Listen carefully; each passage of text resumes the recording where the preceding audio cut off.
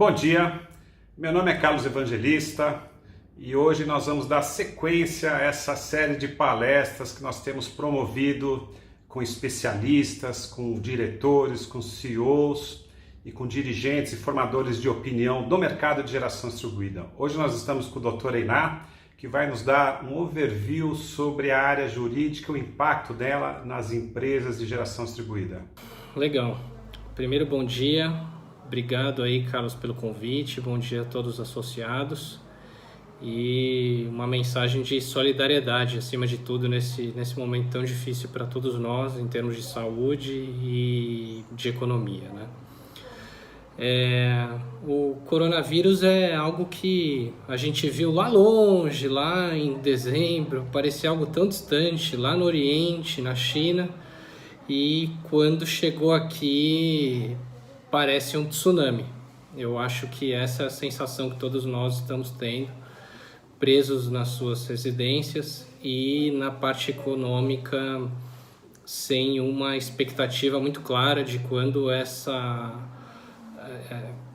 paralisação total do país vai ser retomada e quando a gente volta a ter uma engrenagem de uma economia que estava dando sinais de algum desempenho.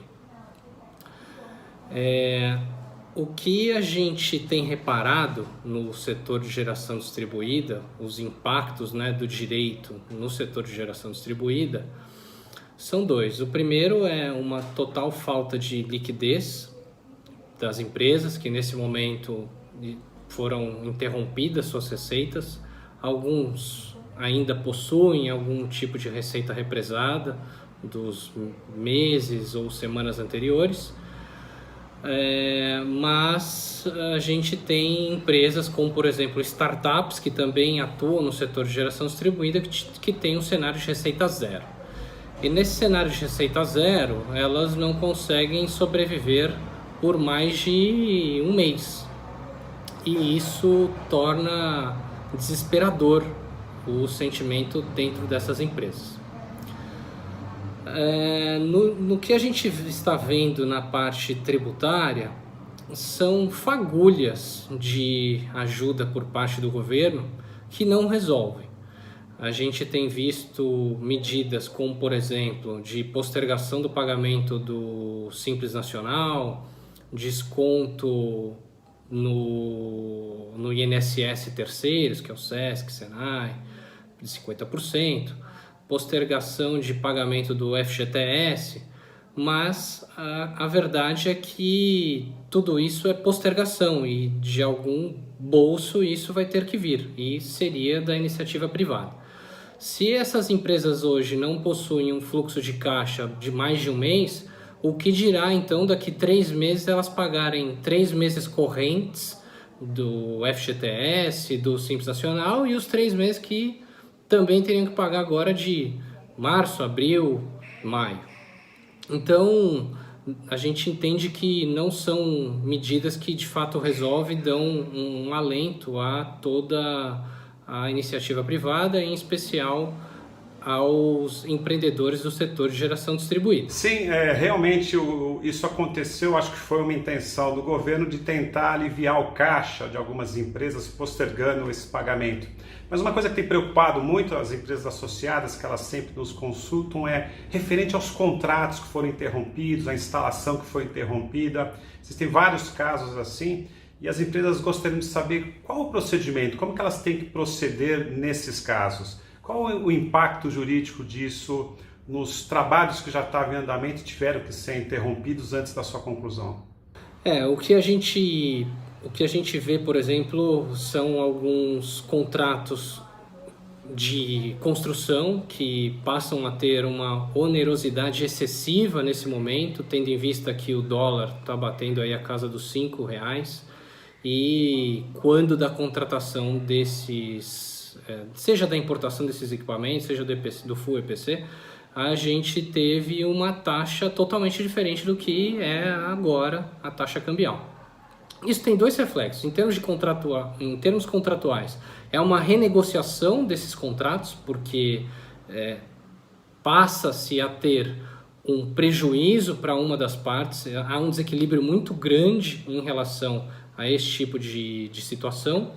E também na seara tributária, o que a gente vê é uma possibilidade das empresas que têm dívidas lastreadas em dólar de optarem por um tratamento da variação cambial diverso do que foi antes realizado. Exemplo, né? Você tem que dar o tratamento da variação cambial regime de competência e agora você poderia mudar para o regime de caixa. Isso também traz uma diminuição na carga tributária, ainda que momentânea, para essas empresas, tá? Desde que sujeitas ao lucro real.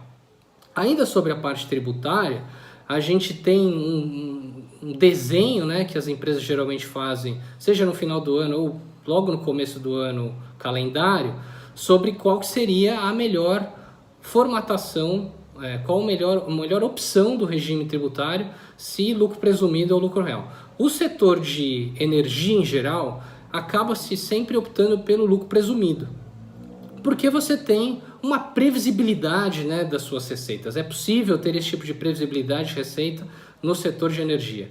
Ocorre que com essa mudança radical do cenário que a gente enfrenta hoje, é de se questionar se de fato o lucro presumido permanece sendo a melhor opção, e mais os prejuízos que as empresas provavelmente vão contabilizar no ano de 2020 não poderiam ser utilizados nos anos futuros a título de diminuição do lucro real, justamente porque nesse ano optaram pelo lucro presumido. Então vale aqui a atenção, porque o lucro presumido ele é pago trimestralmente, e a opção do lucro presumido ele se dá com o pagamento do primeiro DARF, que se dá agora em abril. Ou seja, há ainda espaço para fazer um reestudo de qual a melhor opção tributária. Doutor Enar, inclusive essa parte de lucro real, lucro presumido, isso é um assunto que às vezes as empresas encontram dificuldades para tratar e escolher o melhor caminho.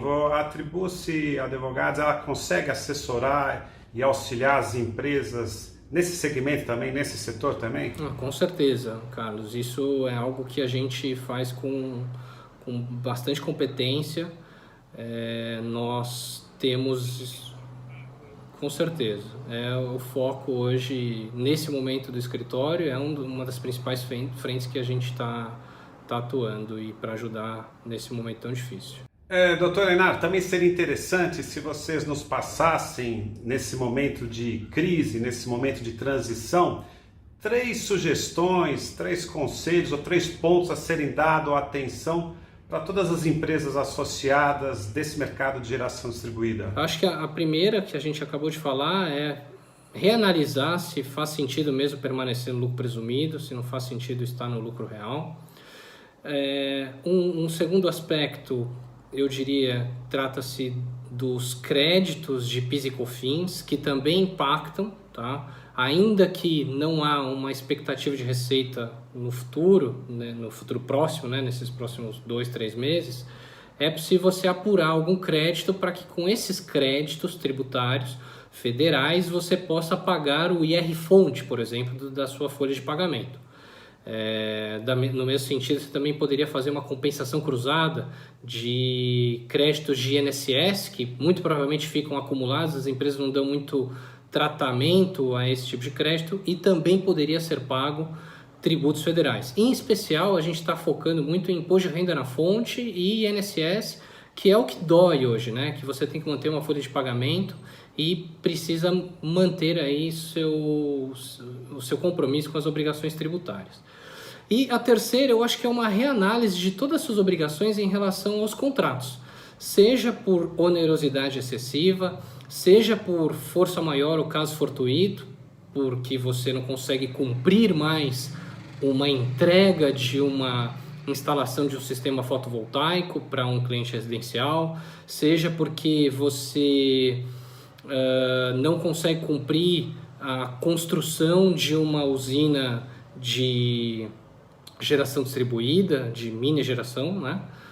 Que tem um porte muito maior, e você está completamente impossibilitado, seja por importação de módulos que nesse momento não há previsibilidade de chegada aqui no país e até que preço, até logística, profissionais em campo, alvará de construção e tudo aquilo que a gente precisa.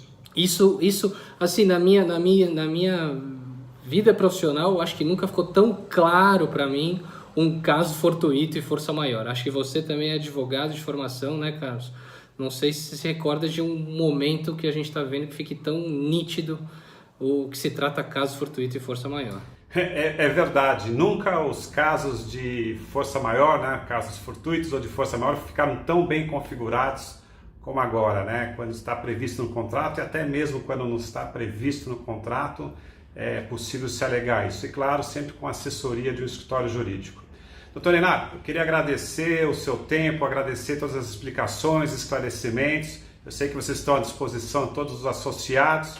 Muito obrigado por essa entrevista, espero logo a gente se encontrar pessoalmente e que todo mundo, todas as empresas do setor passem e superem todas essas dificuldades que a gente está tendo agora. Muito obrigado, um abraço para todo mundo, um abraço para vocês também. Obrigado a vocês.